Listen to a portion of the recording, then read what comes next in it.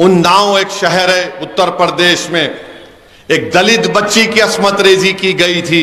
इल्जाम लगा एक बीजेपी वाले के ऊपर लगा। आपको याद होगा जम्मू में एक मासूम बच्ची आसिफा की अस्मत रेजी की गई थी और उस मासूम बच्ची की अस्मत रेजी करने वालों का ताल्लुक भी बीजेपी से था, संघ परिवार से था। उसकी ताईद में निकले बीजेपी के लोग। बिल्किस बानो की अस्मत रेजी करने वाले भी कौन थे और उनको रिमिशन पर छोड़ने वाले का नाम वजीर आजम नरेंद्र मोदी था। आज कर्नाटका में एक बीजेपी के ताईदी उम्मीदवार है, उसका नाम जबान पे नहीं आता। उस शख्स का नाम क्या है? नाम उनका नाम है प्रज्वल रेवन्ना। ये प्रज्वल रेवन्ना मांडिया एक पार्लियामेंट की सीट है। नरेंद्र मोदी उसके लिए जाकर वोट मांगे लोगों से, जनता से तकरीर किए और वो प्रज्वल रेवन्ना के पास से 2000 वीडियो निकले। कितने निकले? 2000 वीडियो निकले। और इतनी गंदगी उस वीडियो में है कि एक 70 साल की औरत से ये कमीना उसका इस्तेसाल कर रहा है। एक पुलिस की ऑफिसर से उसका वीडियो बनाया, टीवी के एंकर का वीडियो बनाया, जो उससे काम करे घर के मुलाजिमीन से उनका वीडियो बनाया। उस शख्स के लिए नरेंद्र मोदी ने जाकर वोट की भीख मांगी। यह नरेंद्र मोदी का काम। और नरेंद्र मोदी बोलते मैं नारी शक्ति, मैंने 33% रिजर्वेशन दे दिया। बताओ नरेंद्र मोदी, आपको जरा शर्म नहीं आई ऐसे शख्स के लिए वोट मांगने के लिए? और हैरत की बात तो यह है कि नरेंद्र मोदी और बीजेपी को मालूम था यह शख्स ऐसी गंदी जहनियत का है। इसके वीडियो नरेंद्र मोदी के इंटेलिजेंस के पास थे। वहां का एक मुकामी उस पार्लिमानी हल्के का बीजेपी का जिम्मेदार खत भी लिखा कि इसको टिकट मत दो, ये गंदा है। मगर नरेंद्र मोदी उसके लिए कैंपेन करने गए, इंतखाबी मुहिम चलाए, डाइस से उसको हाथ मिलाया। अच्छा, अब इसका बरक्स देख लो। अगर उसका नाम अब्दुल होता, उसका नाम अगर अब्दुल होता तो एनआईए पहुंच जाती और क्या बोलती? अब्दुल लव जिहाद कर रहा था, अब्दुल लव जिहाद कर रहा था। मगर यहां पर प्रज्वल रेवन्ना नाम है तो नरेंद्र मोदी की जबान में दही जम चुका है, कुछ नहीं बोल रहे। अमित शाह आ रहे हैदराबाद को, अमित शाह चैलेंज कर रहा हूं, बोलो तुम प्रज्वल रेवन्ना के बारे में तुमने कैसे टिकट दिया? तो बीजेपी वाले बोलेंगे हमारे पार्टी का नहीं था। यह और बड़ा मसला है, तुम्हारी पार्टी का नहीं, दूसरी पार्टी का था। तुमको मालूम था कि यह कमबख्त, यह कमीना है, गंदा है, यह औरतों का इस्तेसाल करता है और मेरी नजर में वो इंसान कहलाने के लायक नहीं है जो औरतों का इस्तेसाल करता है। वो हैवान है। 2000 वीडियो उसके, और आप नरेंद्र मोदी चले गए, भाइयों बहनों इसको वोट दे दो।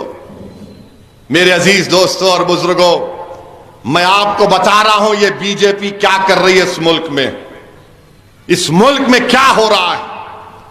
तो मेरी आप सदबन गुजारिश है कि आप 13 तारीख को निकल कर वोट डालिए।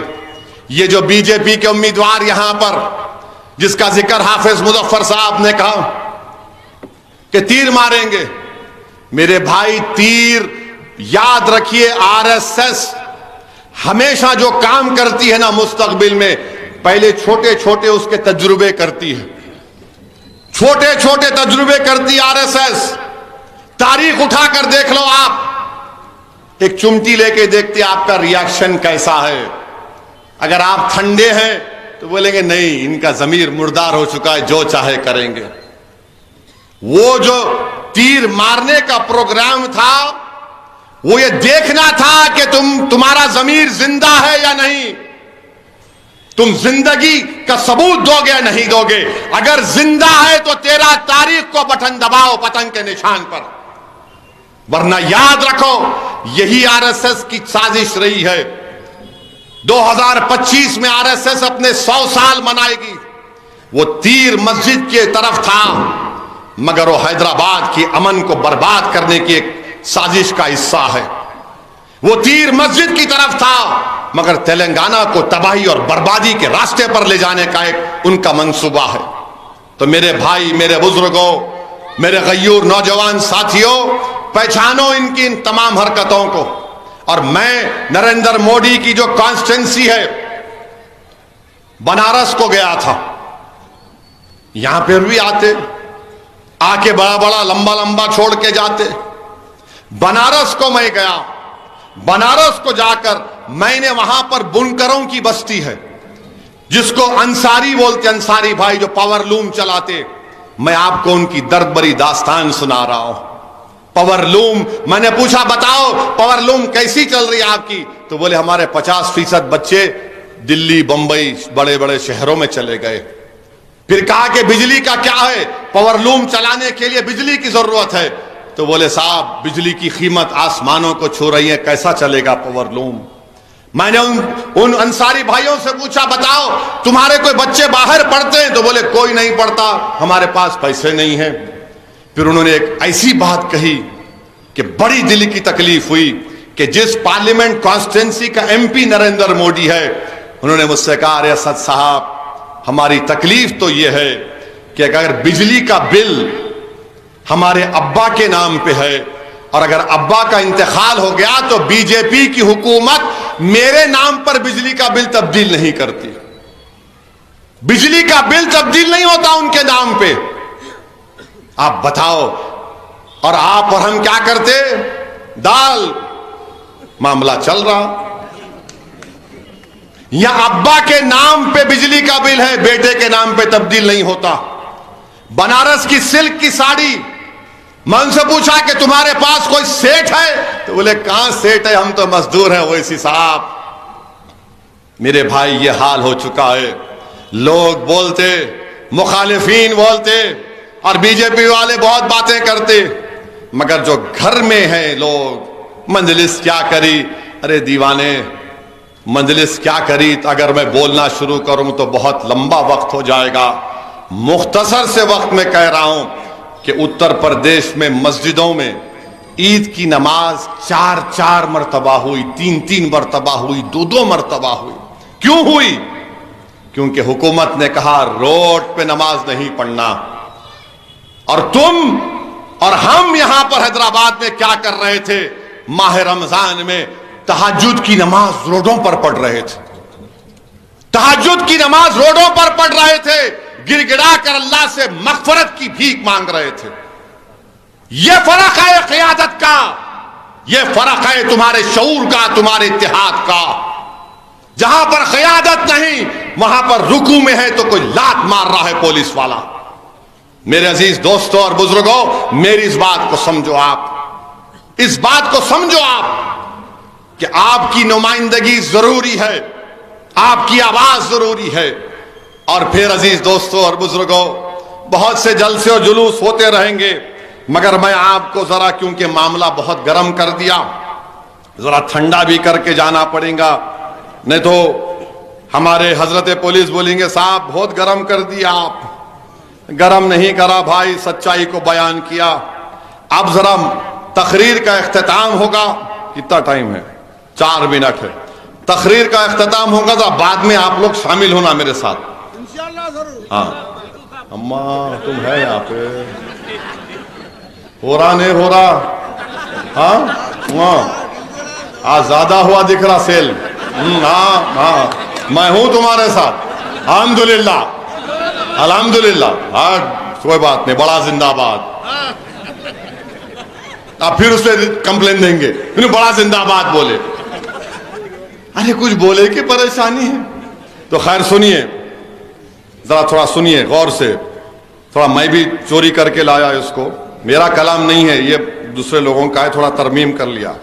ये मोदी के ऊपर है। मुस्लिम औरतों की झूठी फिक्र है, मुस्लिम औरतों की झूठी फिक्र है। रोजाना औरतों पे जुल्म कर रहे, नहीं बोले तो सुनते नहीं। मुसलमान औरतों की झूठी फिक्र है, रोजाना औरतों पे जुल्म कर रहे, नहीं बोले तो सुनते नहीं। करने के जो कामा है वो जैसे के वैसे हैं, करने के जो कामा है वो जैसे के वैसे हैं, नहीं करने के कामा कर रहे, नहीं बोले तो सुनते नहीं। मोदी जी हिंदू मुसलमान करके अपने घर का राशन भर ले रहे, हिंदू मुसलमान कर को अपना घर का राशन भर ले रहे, देश के लोगों को भूखे मार रहे, नहीं बोले तो सुनते नहीं। रेल भी बेचता हूं, मोदी बोल रहे रेल भी बेचता हूं, BHL भी बेचता हूं, तुम बोले तो जेल भी बेच देता हूं। कैसी तानाशाही कर रहे, नहीं बोले तो सुनते नहीं। इसके बच्चे उसके बच्चे, इसके बच्चे उसके बच्चे कितने हैं गिनते फिर रहे, दूसरों के घर में झांकते फिर रहे, नहीं बोले तो सुनते नहीं। इन्हें क्या खा रहा, उन्हें क्या पका रहा, झांकते फिर रहे, इन्हें क्या खा रहा, उन्हें क्या पका रहा, झांकते फिर रहे। गरीब भूखा मर रहा, नहीं बोले तो सुनते नहीं। हैदराबाद का नाम बदलते, हैदराबाद का नाम बदल के भाग्यनगर रखते कहते, बाप की जागीर कई को समझ रहे, नहीं बोले तो सुनते नहीं। समझे? अब आखिरी पाकिस्तान को ऐसा करता हूं वैसा करता हूं बोल रहे थे, और चीन से डर को बैठो, नहीं बोले तो सुनते नहीं। अब 13 तारीख को पूरे खानदान को लेके जाएंगे, नहीं जाएंगे? बेगम को भी लिख जाएंगे ना साहब? अरे आवाज नहीं बोल, बेगम को भी लिख जाएंगे, नहीं लिख जाएंगे? तो फिर मेरे को बोलना पड़ेगा, नहीं बोले तो